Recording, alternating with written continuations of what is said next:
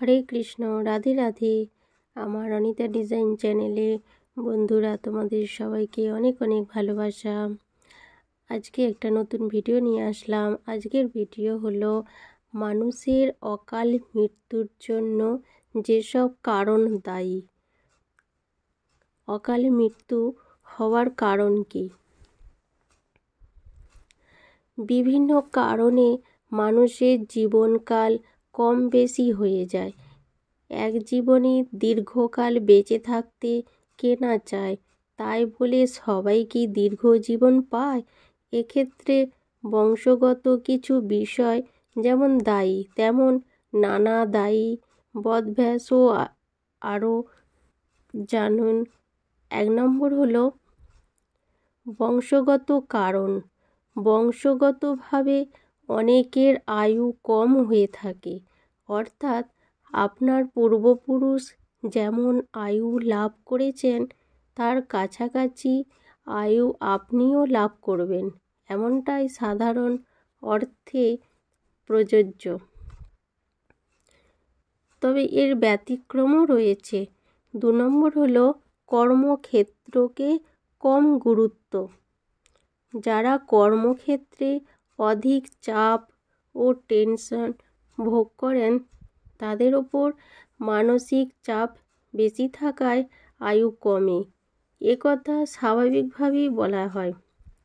যদিও গবেষকরা বলেছেন এর বিপরীত বিষয়টিও প্রযোজ্য, অর্থাৎ যারা দীর্ঘদিন ধরে কর্মক্ষেত্রে নিষ্ঠার সঙ্গে দায়িত্ব পালন করেন এবং দীর্ঘদিন কর্মক্ষম থাকেন তাদের আয়ু বেশি হয়। অন্যদিকে কর্মক্ষেত্রকেও যারা তেমন গুরুত্ব দেন না তাদের আয়ু কমে যায়। 3 নম্বর হলো সারাদিন বসে থাকা। কর্মক্ষেত্রে কিংবা বাড়িতে যারা সারাদিন বসে থাকে তাদের আয়ু স্বাভাবিকভাবেই কম থাকে। এছাড়া বাড়িতে যারা টিভির সামনে বসে থাকে তাদেরও শারীরিক কার্যক্রম যথাযথভাবে হয় না, আর শরীর সচল না রাখার কারণে এদের দেহে নানা ধরনের রোগ বাসা বাঁধে এবং আয়ু কমে যায়। 4 নম্বর হলো পিছিয়ে পড়া।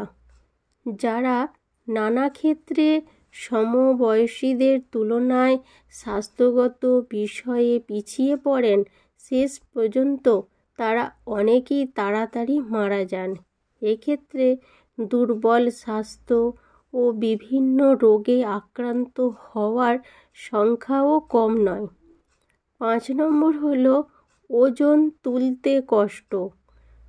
যাদের শারীরিক কাজের সক্ষমতা কম থাকে আদতে তারা কম আয়ু পান।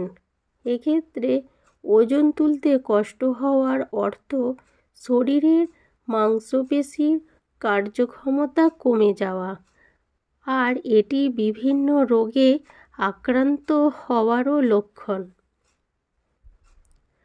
6 নম্বর হলো উচ্চশিক্ষার অভাব। উচ্চশিক্ষিত মানুষের গড় আয়ু বেশি হয়। এর কারণ হিসেবে জানা যায় উচ্চশিক্ষিতরা সঠিকভাবে জীবনযাপনের পদ্ধতি জানে এবং তা প্রয়োগ করে।